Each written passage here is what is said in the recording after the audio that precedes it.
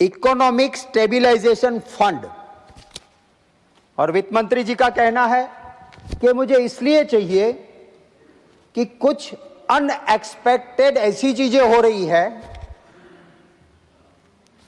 हमारी supply chain unexpected disturb हो रही है, एलपीजी की दिक्कतें आएगी, इनको स्टेबिलाइज करने के लिए इकोनॉमिक स्टेबिलाइजेशन फंड मैं लेके आई हूं, ये वित्त मंत्री जी का कहना है। नहीं, उपसभापति महोदय, इतनी बड़ी राशि माने 57,000 एंड ऑड करोड़ आपको लाना पड़ रहा है। आप कहोगी कि आप लोग कहते हो कि एलपीजी का दाम नहीं बढ़े, देखनी सरकार नहीं करती, इसलिए हम कर रहे हैं। Sir, this crisis are man made crisis, I am sorry to say. हमारा संविधान जब बना उस वक्त बहुत चर्चाएं हुई थी।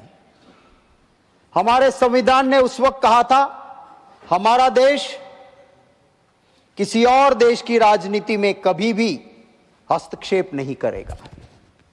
हमारा संविधान बना तब उन महान आत्माओं ने कहा था कि हम नॉन अलायंस रहेंगे, हम किसी दो के झगड़े में हम पक्षकार नहीं रहेंगे। आज क्यों ये हो रहा है, आपने कभी सोचा है? हमारी सबसे बड़ी सप्लाई चेन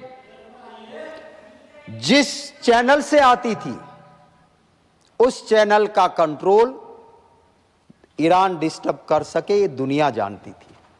आपका सबसे बड़ा सप्लाई चेन ईरान के पास से गुजरता था। आपको क्या हरमोज में आपको पता था कि हमारे लिए इंपॉर्टेंट है? आपको क्या जरूरत थी जब ऐसा माहौल था? आपको पता नहीं है, आपका विषय नहीं है। कुछ बीजेपी में बैठे उनको पता नहीं कि अप्रोप्रिएशन बिल क्या है और मुझे टोकते हैं। सर, मैं ये कहना चाहता था कि हमें हमारा सबसे पुराना अच्छा व्यवहार ईरान के साथ था।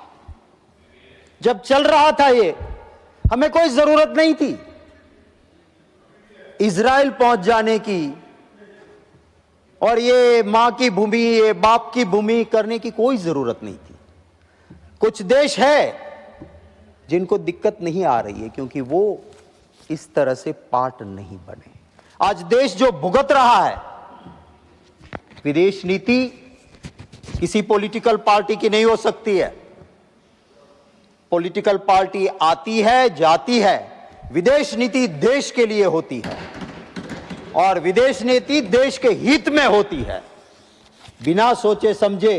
क्योंकि ये जवाहरलाल नेहरू जी ने किया था, क्योंकि कांग्रेस ने किया था, तो मैं दूसरे के साथ ऐसी विदेश नीति, ये नहीं चलता है सर। और इसीलिए आपको 58,000 एंड ऑड करोड़ का आज आपको इकोनॉमिक स्टेबिलाइजेशन फंड लेके यहां पर आना पड़ रहा है।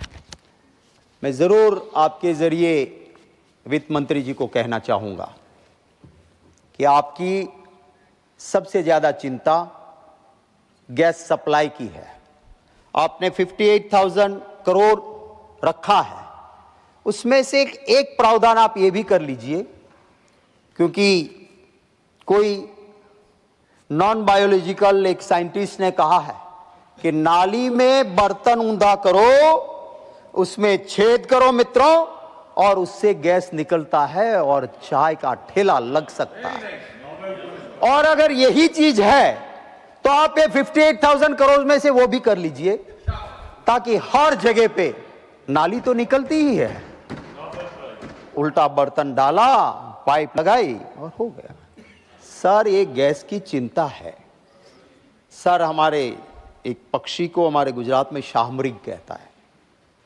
जब कोई पीछे लगता है तो वो अपना सर रेत में डाल देता है, वो मानता है कि मैं किसी को नहीं देखता हूं इसलिए कोई भी मुझे नहीं देखता है। ऐसी नीति सरकार ना करे। आप ये कहेंगे, मंत्री जी कहते हैं कि ये गलत कांग्रेस वाले बोल रहे हैं, गैस सप्लाई की कोई दिक्कत नहीं है। आइए मेरे साथ, मैं दूर रहूंगा, आपको अहमदाबाद से लेके हर जगह पे गैस सिलेंडर के लिए लोगों की लाइन दिखाऊंगा। क्या ये ऑपोजिशन की लगी हुई लाइन है? क्या इसकी एक क्वेश्चन जो प्रॉब्लम है आवाम का, उसका हम स्वीकार नहीं करेंगे तो उसका हल नहीं निकलेगा।